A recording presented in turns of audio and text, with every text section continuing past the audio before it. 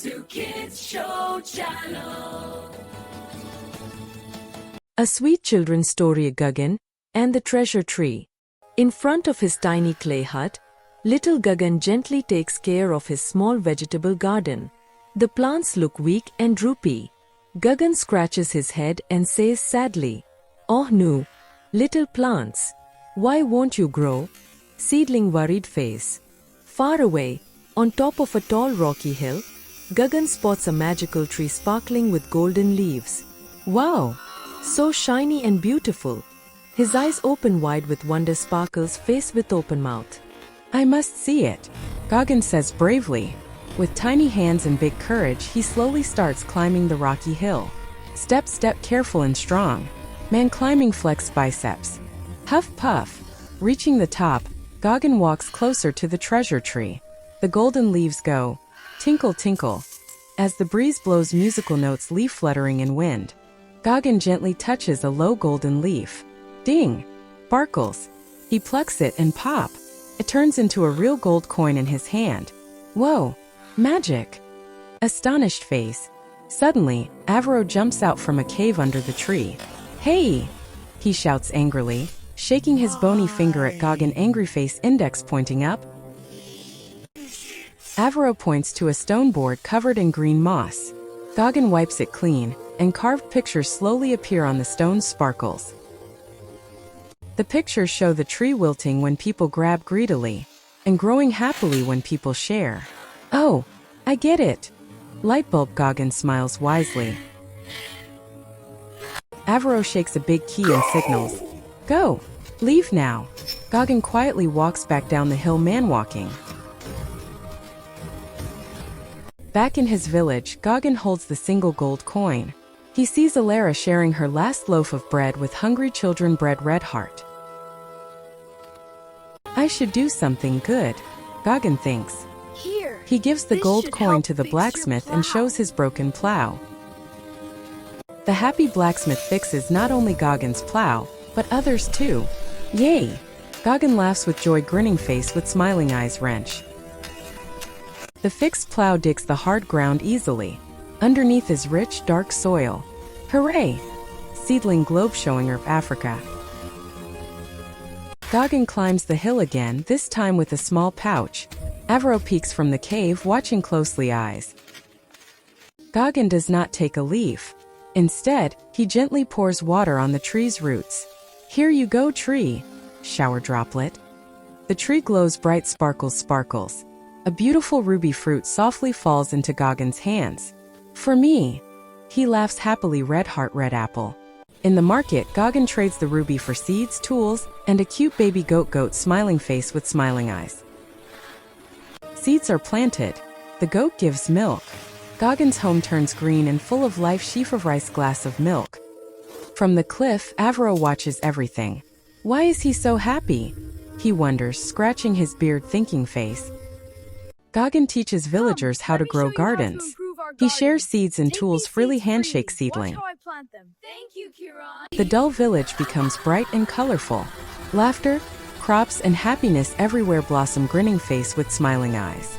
Inside his dark cave, Avro sits on piles of gold and gems, but feels lonely and sad, pensive face, gemstone. A big storm hits. Cloud with rain. Gagan and villagers work together to save homes and animals. We can do this. The storm breaks the cliff path. A huge rock blocks Avro's cave. Fearful face. "Help!" Avro's weak voice is heard. Gagan looks up with worry, red heart. Gagan gathers everyone. With ropes and tools, they climb up for rescue. Woman climbing. All together. 1, 2, 3. They push the rock away, flex biceps, astonished face. Avro comes out, shaken but thankful. He sees the warm, caring village below, house with garden sparkles. Slowly, Avro offers a golden leaf to Gagan. Gagan smiles, shakes his head, and gives Avro a warm loaf of bread instead. Bread, smiling face with smiling eyes. Tears fill Avro's eyes. He starts sharing gold leaves and gem fruits with everyone. Red heart gemstone. The treasure tree shines brighter than ever glowing star.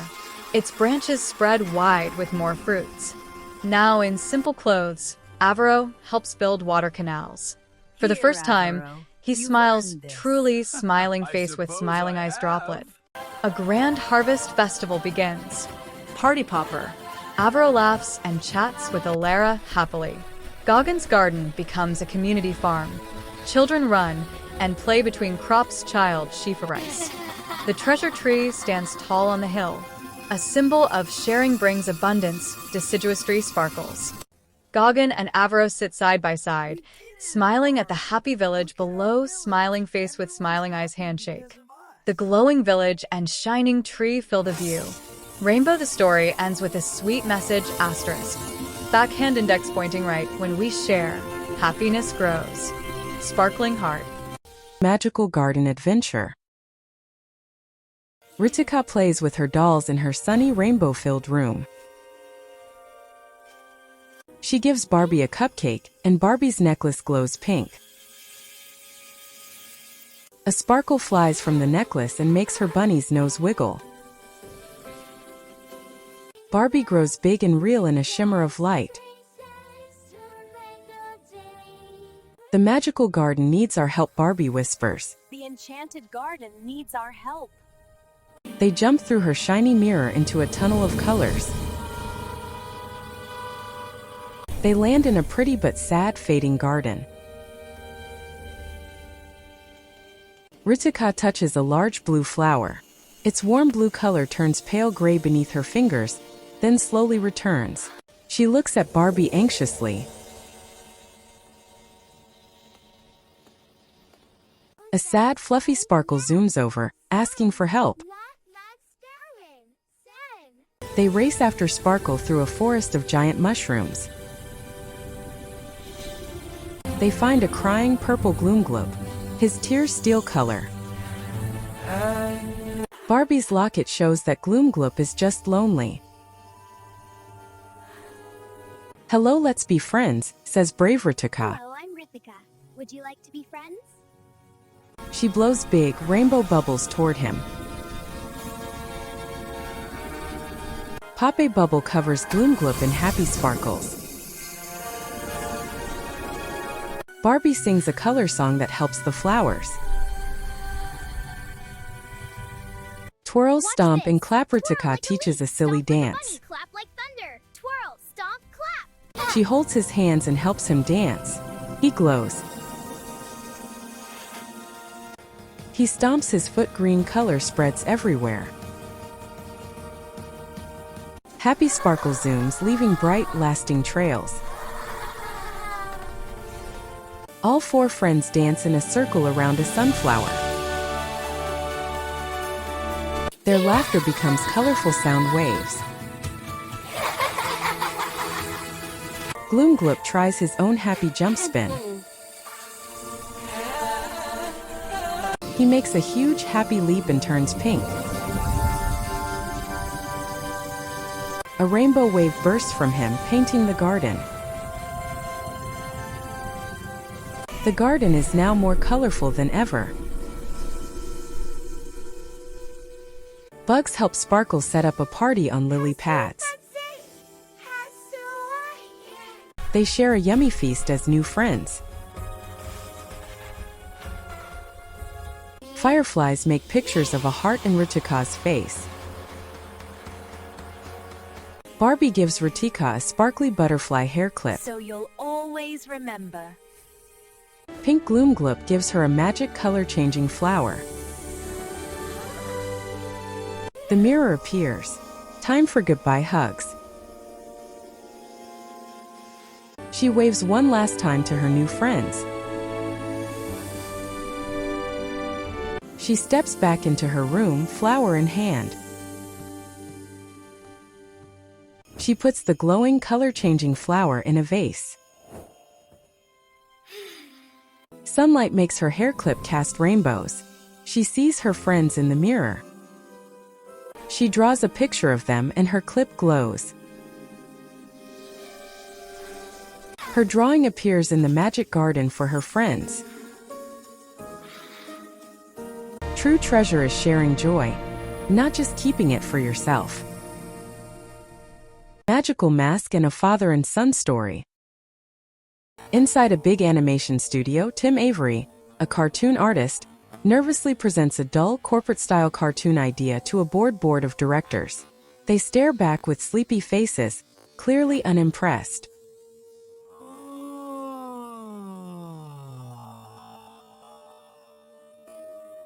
Meanwhile at home, Tim's young son Elvie secretly fills his bedroom with imagination.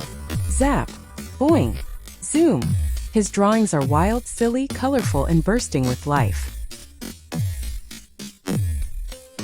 At school, things are not so happy. Two bullies shove Elvie roughly and push him into his locker.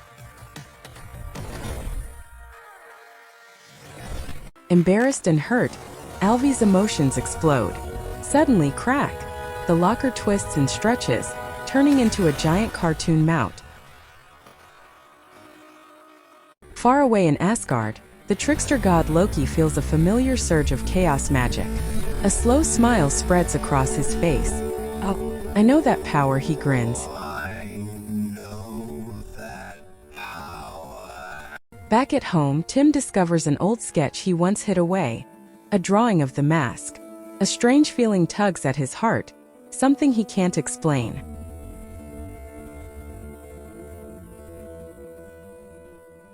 That evening, during a quiet dinner, Tim tries to connect with Elvie, but his words fall flat, and the distance between them remains. Suddenly, flash! In a burst of neon green light, Loki appears in the Avery family's peaceful suburban backyard.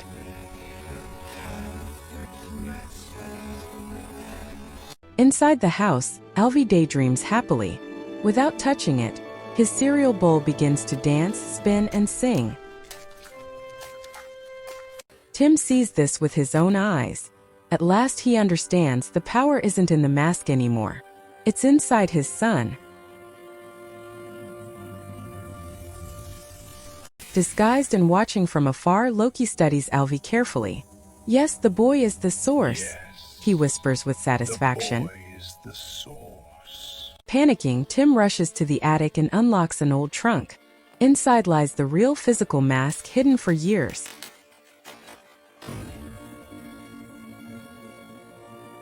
Elsewhere, Loki finds Jeremy Ipkiss, a struggling musician living in a cramped apartment, filled with bitterness and broken dreams.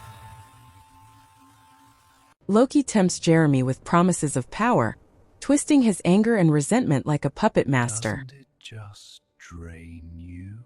Reluctantly, Jeremy agrees. Loki hands him a corrupted, gray version of the mask, dark and draining. Tim tries to warn Elvie about the dangerous legacy of the mask, but Elvie doesn't believe him. Feeling controlled and misunderstood, Elvie shouts in frustration. The living room stretches, bends, and turns rubbery like a cartoon world. In that moment, Tim realizes the truth. He must teach control, not suppression.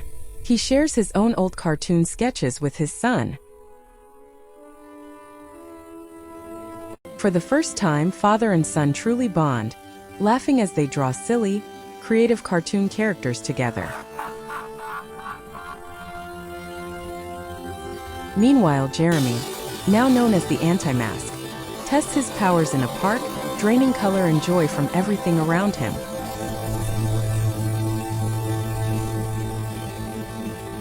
Loki carefully manipulates events, making sure the bullies provoke Elvie during the big school carnival. With pleasure.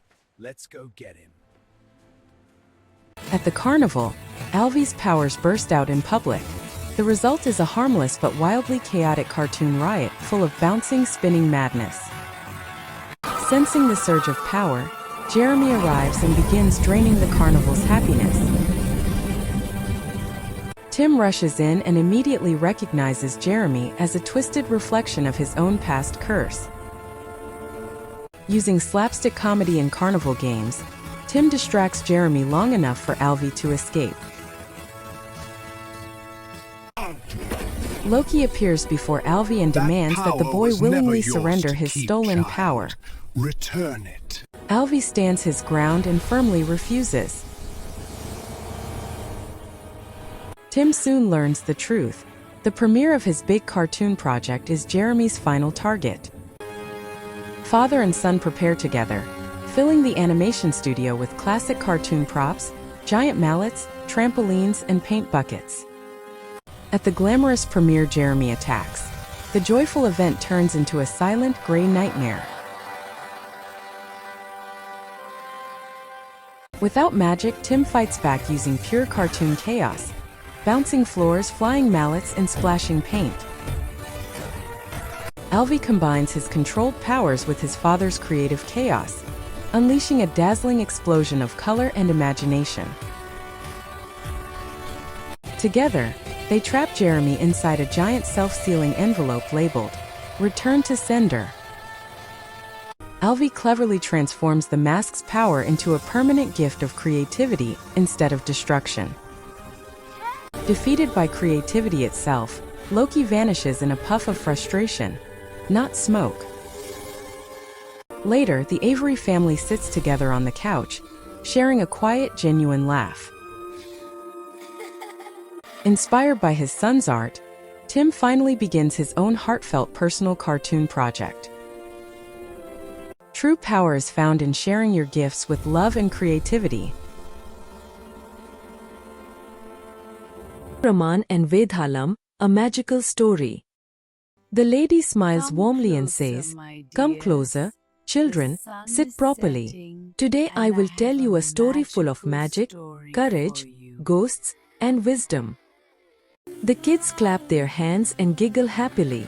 "Auntie, will it be scary?" one child asks, hiding behind another. The lady lowers her voice. Imagine a dark night, children, with a big round moon glowing like a silver lamp in the sky. She waves her hands slowly. The wind was whistling, whoosh, whoosh, as if telling secrets to the trees. The lady proudly says, "That night, a very brave king named Vikraman walked fearlessly, holding his sword tightly." The kids open their eyes wide. "Was he strong, Auntie?" She nods and says, "Stronger than fear itself."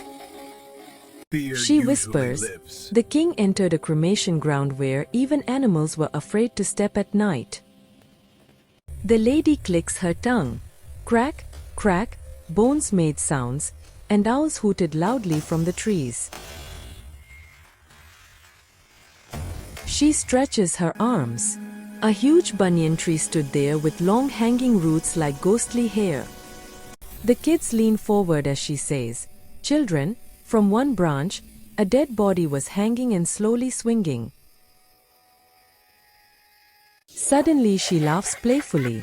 "Hee hee hee." Inside that body lived Vedhalam, a naughty ghost. Some kids scream softly, some laugh. "A ghost that talks?" they ask excitedly. The lady explains, without shaking even a little, the king lifted the body onto his strong shoulder. She changes her voice. "Oh king, let me tell you a story, but you must answer my question." Are you ready for the twist? The lady smiles. "Now children, listen carefully. Vedhalam's story starts now." She paints pictures with words. There was a lovely kingdom with green fields, dancing rivers, and smiling people. The lady says softly, "Prince Araviran was brave, kind, and loved his people more than himself." She continues, "Queen Malthi was gentle, intelligent, and always thought before speaking." The lady narrows her eyes. But Senan, the prince's friend, was clever and secretly greedy. She taps the floor. Boom! Boom! War drums sounded, and enemies came closer to the kingdom. The kids imagine horses as she says. The prince rode away bravely, promising to return safely. The lady sighs. Days passed, Letter stopped, and fear slowly filled everyone's hearts. She explained seriously. Your Majesty, your Senan rule enjoyed is the sitting on envy the of throne all. and hearing Allow people me to praise share him. in its splendor.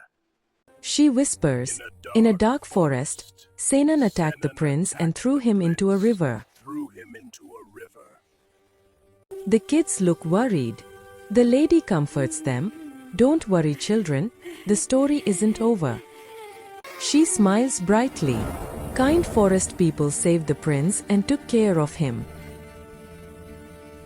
The lady shakes her head. Senan lied to everyone and became king of the kingdom. She lowers her voice. At night, the prince met the queen secretly inside the palace. She speaks slowly. The prince chose peace over power and gave up his throne. She leans closer. Vedhalam asked, "Children, who is right and who is wrong?" Guess what I am? The lady puts her finger on her lips. The king stayed silent, walking calmly forward. She widens her eyes. Vedhalam stopped laughing for the first time in his life. She explains gently, "Some questions don't have one answer, children." She waves her hand happily. Poof! Vedhalam vanished into the moonlight. The lady smiles. The wicked magician's plan failed completely. She hugs the kids and says, "Be brave like Vikraman, kind like the prince, and wise in your heart." Mysterious fire that appeared in the sea. There was a small, beautiful coastal village. Houses, trees, children's laughter, and the sea's gentle shhh sound made everything feel pleasant and happy. One night, the moonlight was slightly hidden. The sea was calmer than usual, as if it was holding a secret. Karuppaya Tata, while pushing his old boat, looked at the sea with a smile and thought, "I hope I get good fish today." Suddenly, Tata's eyes opened wide. In the middle of the sea, a bright light sparkled, shining like a star. Oh my! Is that fire?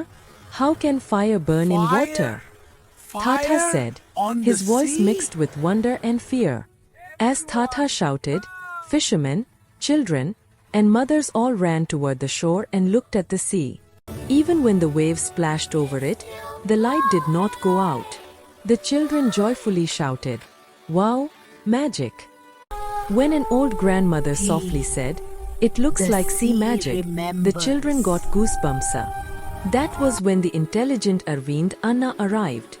There was no fear on his face, only curiosity and a gentle smile. "Kids, don't be afraid. Every mystery definitely has a reason," Anna said lovingly. But the elders did not listen. Be They careful. said, "Just stay quiet," and continued watching the sea. The next night came. The children stayed awake, watching from the windows. Once again, the light appeared. This time, the light slowly moved toward the shore. The children's hearts beat, thump thump. "Mom, it's coming toward us," the Stay children close. said fearfully, holding hands tightly. The temple bell rang. Ding! Ding! That sound added a mysterious feeling to the night. Arvind Anna bravely said, "I will go and see. Only when we know the truth will the fear go away." "No, Anna, it's dangerous," everyone said. In the children's eyes, there was both worry and hope. The boat moved slowly. The sea was calm, as if it was watching Anna carefully. As the light came closer, it no longer looked like fire, but more like a shining lamp. Anna stretched out his hand. Whoa! The light touched him softly. The children opened their mouths wide in amazement. Suddenly, a different world appeared before Anna's eyes. Everything changed like a movie scene.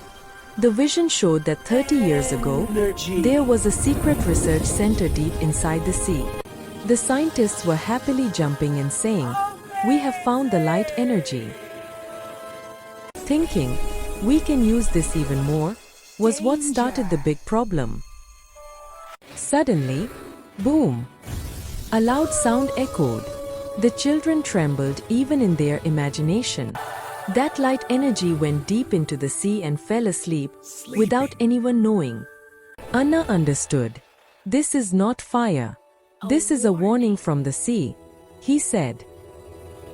If it comes out fully, the entire coastline will be affected, Anna said, and the children became silent. Anna returned quickly to the shore. Everyone stood around him. Anna began explaining everything to the children in a simple, story-like way. The children listened with their eyes and ears wide open. No one laughed, and no one spoke. Government officers, big ships, and equipment arrived and protected the sea. The light energy was safely controlled. The children jumped with joy in their hearts. The next day, the sun smiled. The sea once again began to softly say, "SHHH." The village became joyful again. The children started running and playing on the beach. A little child curiously asked, "Mom, will that light come back again?" The mother smiled and said, "If we love nature, it will be a good friend in our story." Harry Potter and the Cursed Child. In the magical city of London, Harry Potter lived happily with his loving family. Harry's little son Albus felt a little scared and a little excited to go to a new school. Harry lovingly sent Albus to Hogwarts School. The magical school of Hogwarts was a big, beautiful, and wonderful new world for Albus. Albus met Scorpius there with a smiling face and became his friend. Scorpius was a very smart, well-spoken, and kind-hearted boy. Even though Albus felt a little sad because of his father's fame, he was happy with his friend. Both of them wanted to explore the magical world and go on adventures together. They found a shining time-turner device. That device took them on a colorful journey through time. They tried to save a good friend. Together. But the magical world slowly began to change. A dark but amazing new world appeared. Everything in that world was different. Safe. Albus and Scorpius stayed together and were brave. They decided to fix their mistakes. A mysterious girl named Delphi guided them. But Delphi's true face was revealed. It was revealed that she was the daughter of a dark power. She wanted to rule the magical world. Harry went searching for his son. Ginny, Ron, and Hermione joined him to help. All of them traveled through time. They faced Delphi directly. A bright, magic-filled battle took place. The good people won. Time became right again. Learn. Albus returned safely. The father and son lovingly understood each other. Magic, friendship, and family love always won. Sparkles.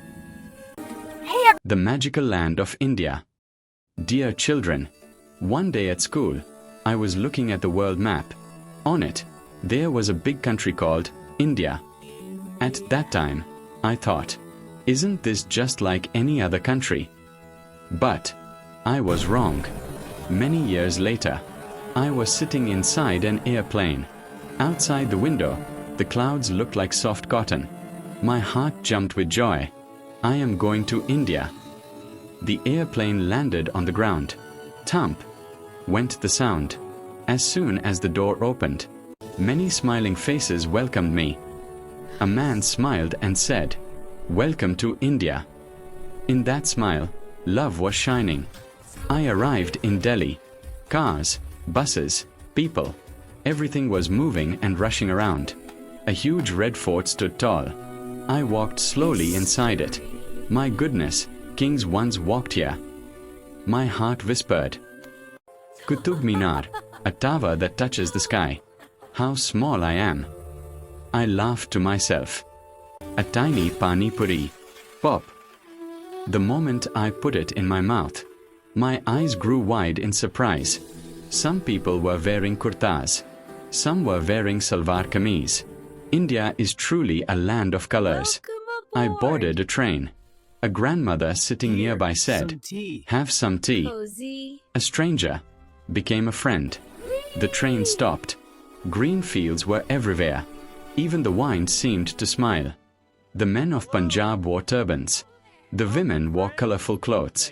Happiness shone on their faces. The golden temple glowed like gold. My mind felt calm and peaceful.